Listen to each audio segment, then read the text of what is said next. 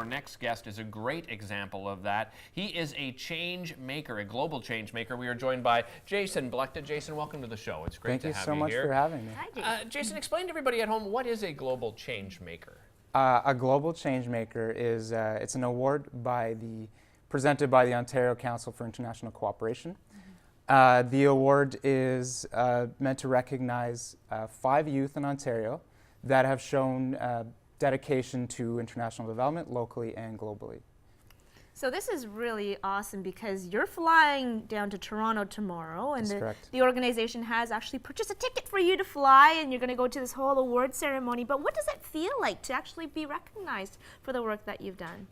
Wow, amazing. I mean, I got the call late December to tell me that I won the award, but I had no idea I was even nominated. Right. So when Sahar is the name of the person who's coordinating from OCIC, she called me and she said, "You've won this award," and I had no idea what she was talking about. I thought it was a prank call. So it's just a huge honor, and I've been working or volunteering with Engineers Without Borders, which is the organization that nominated me for the award, for 5 years, and it's really great to be recognized for that. Yeah, tell us about your experiences, because through your work with Engineers Without Borders, you were able to travel and experience some incredible things. Where did you go and what did you do? Well, I actually started locally. I started in the Ottawa chapter.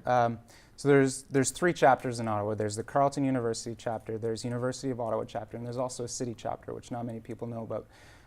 The city chapter is professionals, engineers, and non-engineers, and so we do things like we reach out to the local city community, politicians, to talk about different ways of how they can improve the way we're doing international development. But we also talk to consumers about how small actions can impact people globally. So I was involved in that. I was doing event coordination. I was doing workplace outreach, to talking to businesses, and eventually I got into the role where I was the president of the chapter. Right. And through that time, I learned a lot. I talked to some of the most really passionate individuals. They taught me a lot, and so through that, I got a chance to go to Ghana for 4 months.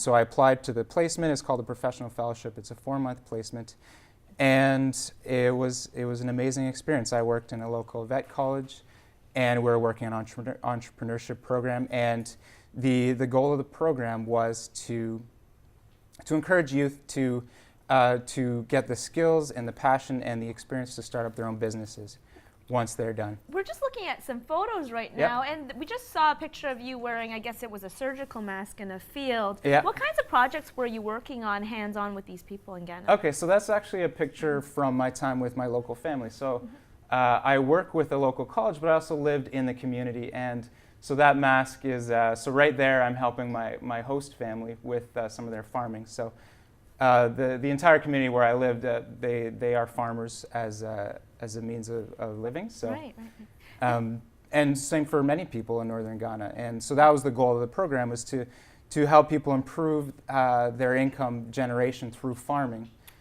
by teaching them those business skills. Right, and so as an engineer, what kinds of skills did you use? Because a lot of people think of engineers and we think you're wearing a hard hat, you have a calculator, and you're pointing at things. So what did you actually do? It's that simple, really, Jason. Well, that's a really good point. And the thing with Engineers Without Borders is that we started by doing technical problem solving. And we realized that that's not the limiting factor in most cases. Right. In many cases, it's a whole system. So sure, I can go drill a well.